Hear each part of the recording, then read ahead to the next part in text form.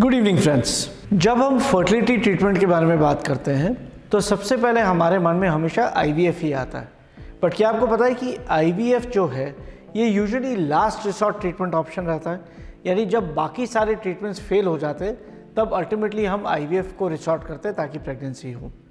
इसलिए आज का जो हम ये वीडियो है डेडिकेट करने वाले हैं to exploring non IVF related fertility treatments.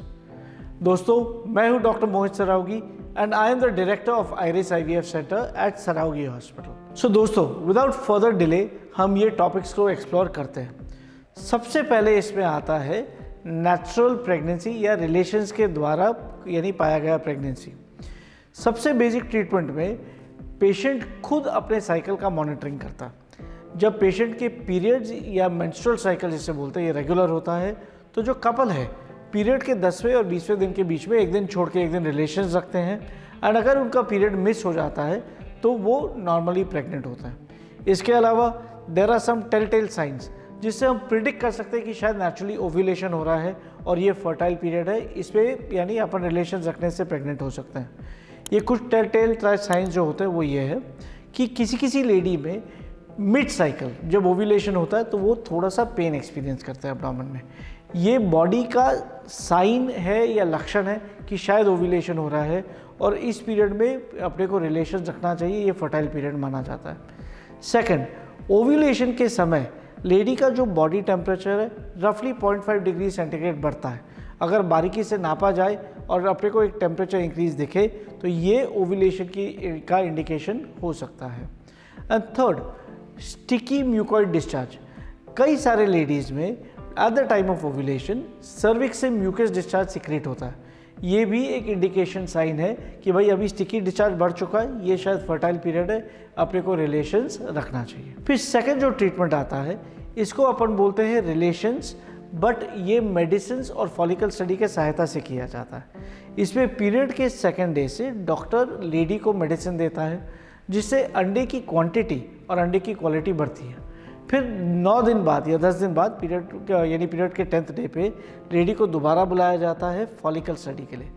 Follicle study का मतलब होता है कि एक दिन छोड़ के एक दिन लेडी का सोनोग्राफी किया जाता है और सोनोग्राफी में हम उसके फॉलिकल का डेवलपमेंट देखते हैं।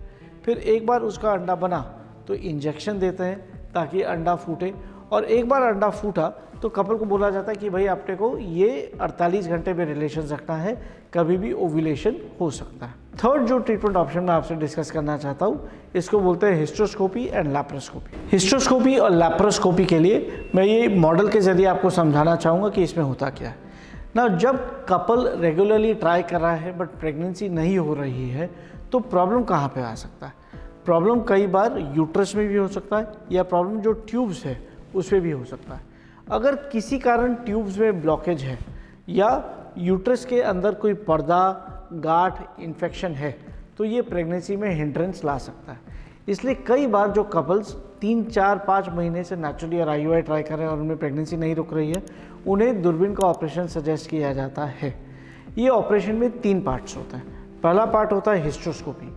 इसमें लेडी को एनेस्थीसिया दे के बेहोशी में थैली के अंदर दूरबीन डाल के बच्चेदानी का अंदर से स्टडी करते हैं टीवी पे कि थैली के अंदर जगह तो कम नहीं है या कोई पर्दा, गांठ, इन्फेक्शन या पॉलिप तो नहीं है। अगर कोई भी प्रॉब्लम दिखता है तो उसी समय उसको करेक्ट कर दिया जाता है। सेकंड होता है लैप्रोस्कोपी।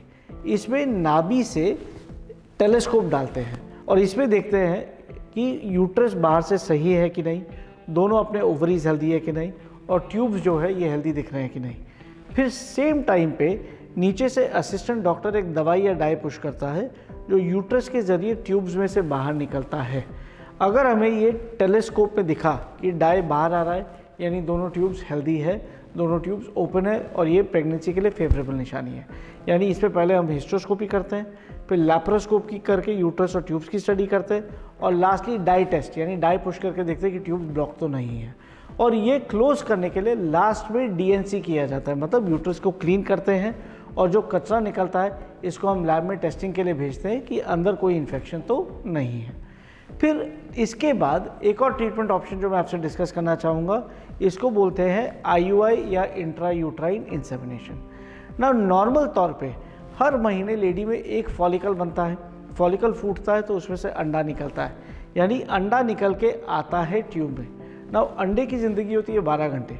ये 12 घंटे में अगर स्पर्म अंडे तक पहुंचा तो शायद प्रेगनेंसी हो सकती है।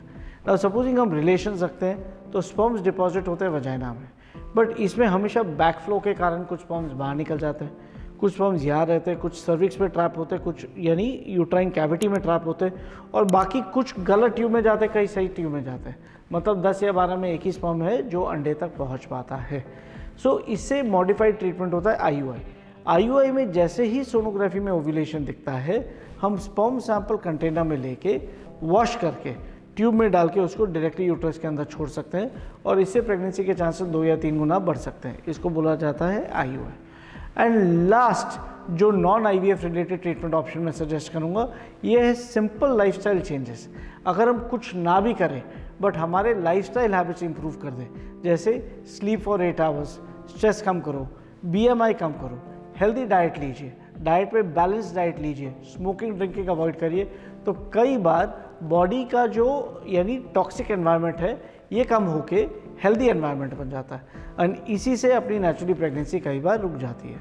सो आई होप ये टिप्स एंड ट्रिक्स जो आपको है यूज़फुल लगे हो, एंड आपका मैंने नॉलेज होराइजन बढ़ाया हो कि IVF के बियॉन्ड भी ट्रीटमेंट ऑप्शंस रहते हैं फर्टिलिटी के लिए। अगर ये वीडियो आपको पसंद आया हो तो हमारे चैनल को ज़रूर सब्सक्राइब करिए, और अगर कोई डाउट्स हो तो कमेंट सेक्शन में ज़रूर लिखिए। Thank you and have a good day.